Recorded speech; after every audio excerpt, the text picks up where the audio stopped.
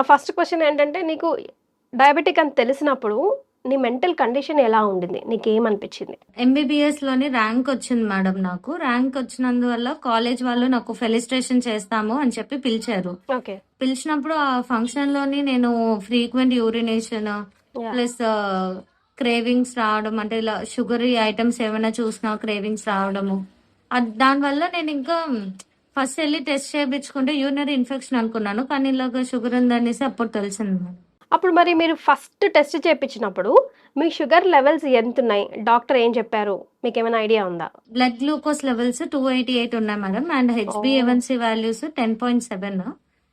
First doctor అయితే immediate గా మీకు చాలా షుగర్ ఉంది, సో మీరు ఇమ్మీడియట్ గా ఇన్సులిన్ తీసుకోవాలి అన్నారు. Oh my gosh! ఇంకప్పుడు అనుకున్నాను, నేను డాక్టర్ అవుతూ నేను ఈ డిజీజ్ నాకు ఎలాగ వచ్చింది, అసలు ఇది పెట్టుకొని నేను ఎలాగా క్యూర్ చేస్తాను వేరే పేషెంట్స్ ని అని చెప్పి చాలా ఫీల్ అయ్యాను మేడం.